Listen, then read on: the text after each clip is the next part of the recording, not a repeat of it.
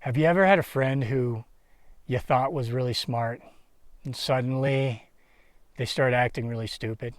When somebody gets emotionally hijacked, their ability to look at things clearly is completely compromised. At that point in time in which they're triggered or hijacked emotionally, they're going to make they're going to say stupid things like something is either A or B, or A is good and B is bad.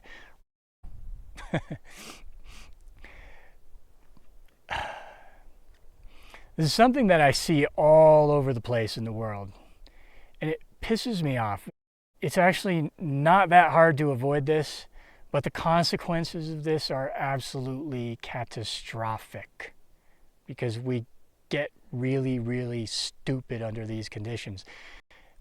We're not naturally that stupid, but under these conditions, we get really stupid. Let's say a woman gets hurt by a man, and her heart gets hurt, and she closes, and now she's in a very hurt state. And this even could say triggers back an old wound, and it opens up an old wound, and so there's a lot more going on here than what's actually going on here in the present, okay? From that state, she's going to come to a conclusion. All men are bad. All men are evil. I'll never love again. Have you ever felt that way before?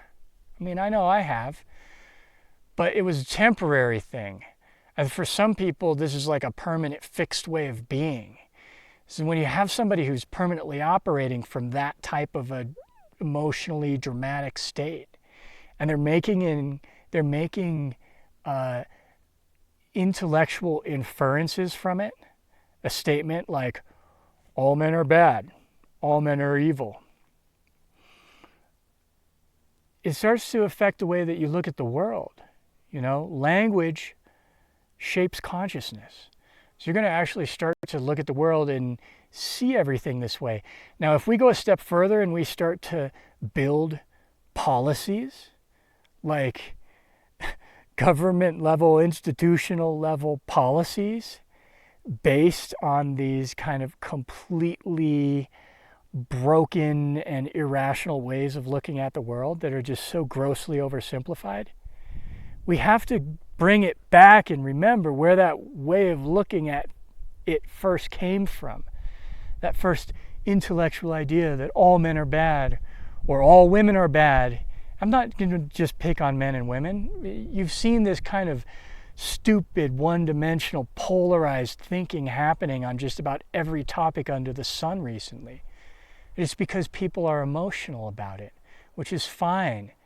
We need to help them create a safe space, blah, blah, blah, blah, blah. That's not really my concern right now, though. My concern is that if somebody is acting out of what is essentially the the psychology of a wounded 5-year-old, then they don't get to determine, state and federal level policies. And if a voter is acting out of the psychology of like a wounded, emotional 5-year-old, maybe their vote shouldn't really mean shit. Is it wrong of me to say that? Oh, geez. When we find ourselves in a place where we're thinking in a really black and white way, that is usually a signal that there's an emotional trigger going on in the background. Because reality is not that simple. It's usually a little bit more complicated than that, at least. Meaning it's usually at least 2 dimensions, So take men and women, masculine and feminine, okay, and all that shit that's going on with masculine and feminine in the world today. You could start out with one quadrant that has masculine on one side and feminine on the other side.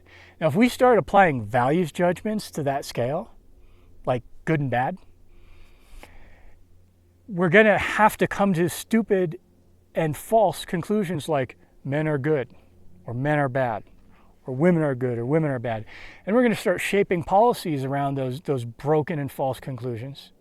Okay? And then pretty much we're going to destroy our civilization even more. So here's what you do. You just add a second axis, all right? Even if you're emotionally triggered, this is a simple enough act that we can usually make it a little bit more accurate what we're looking at, okay? So we got men on one side, women on the other side.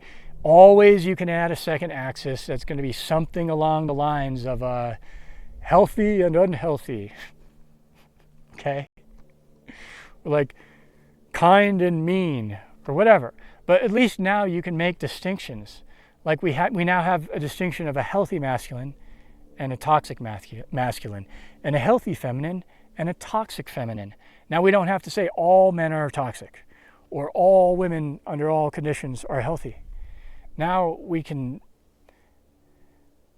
just be a lot more intelligent about what we do and the policies we create, maybe. Just an idea. Just an idea.